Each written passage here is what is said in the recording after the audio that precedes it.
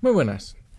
En este vídeo sobre personalidad vamos a hablar un poco sobre la diferencia entre un sociópata y un psicópata, porque aún hay gente que no tiene mucha idea de cuáles son las similitudes y las diferencias entre uno y otro, y creo que es importante pues comentarlo y aclararlo de una vez por todas, porque además por algún motivo la información en internet no está muy clara.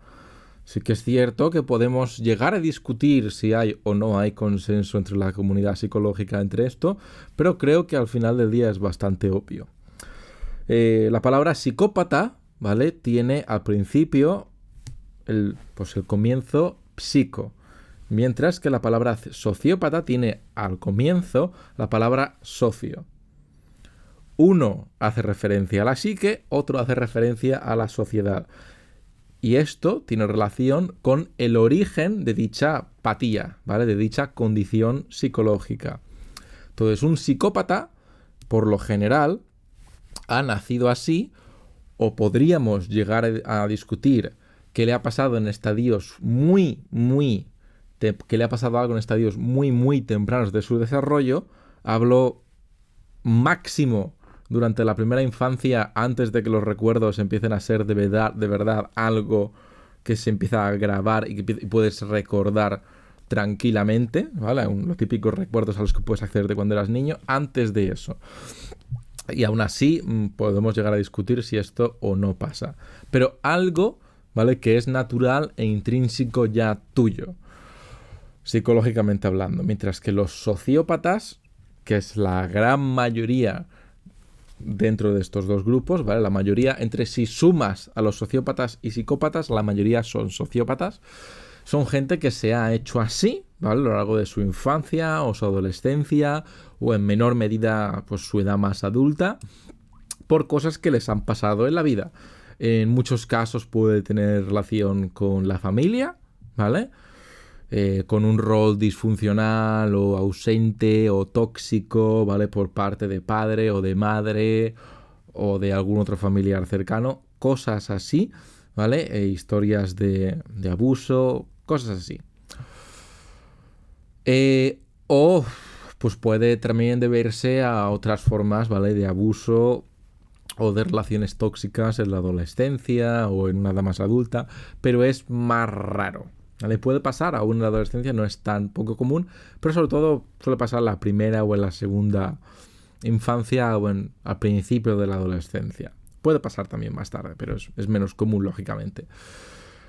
Entonces, la diferencia principal entre un sociópata es que un sociópata, a diferencia de un psicópata, puede sentir empatía, pero no tiende a hacerlo de una forma tan fiable, ¿vale? Como una persona normal, lógicamente. Un sociópata puede tener sus emociones bastante reprimidas, ¿vale? Y puede llegar incluso a tenerlas bastante pues, moribundas en muchos casos, y puede no tener empatía cuando hace ciertos sádicos muy egoístas o sádicos física o psicológicamente, cuando manipula emocionalmente, cuando tiene un carácter violento, etcétera, etcétera. Pero hay casos en los que sí puede tenerlos, ¿vale?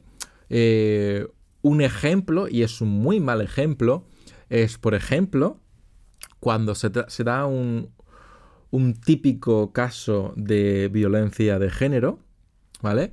Y una persona, para con la otra, tiene un brote violento, ya sea verbal o físicamente, y después se arrepiente y muestra señales de afecto y de arrepentimiento.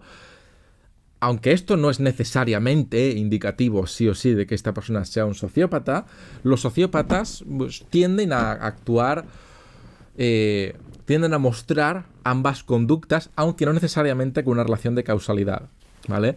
De hecho, es poco raro que un sociópata haga algo y luego diga, ostras, me arrepiento, pero puede pasar. En algunos casos simplemente, pues a lo mejor robas a alguien y no tienes ningún tipo de remordimiento y luego robas a otra persona y te sabe muy mal.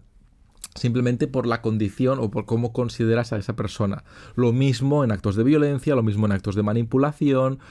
En actos de manipulación es incluso es bastante menos frecuente, ¿vale? Por lo que yo he observado, por lo que he leído, es bastante menos frecuente. O sea, un sociópata generalmente va a tener menos remordimientos psicológicos al manipular sentimental, emocional, cognitivamente a alguien, mientras la otra persona no sepa que ha recibido, pues que ha sido manipulada, lógicamente, pero puede sentirse culpable en estos casos.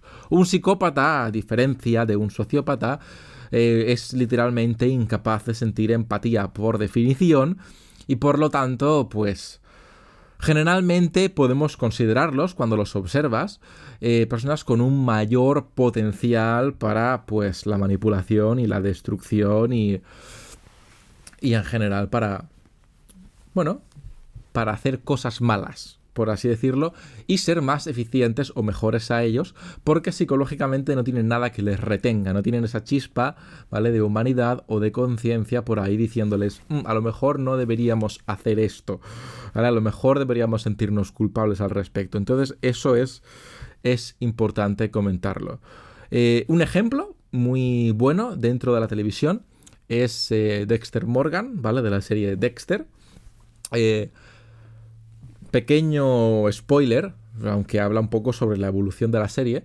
Durante las primeras temporadas, Dexter se trata como un psicópata, sin embargo, no cuadra mucho su molde de no cuadra mucho el hecho de que sea un psicópata con el hecho de que Dexter vio cómo pues su madre era asesinada delante de él o algo similar cuando era un bebé o cuando era muy joven. Ahí nuevamente entramos, de hecho, en el filo, ¿vale?, donde podemos decir psicópata, sociópata, por el hecho de que tu mente aún se está formando en un estadio muy temprano. Creo que tenía meses o 1 año o 2 años o una cosa así.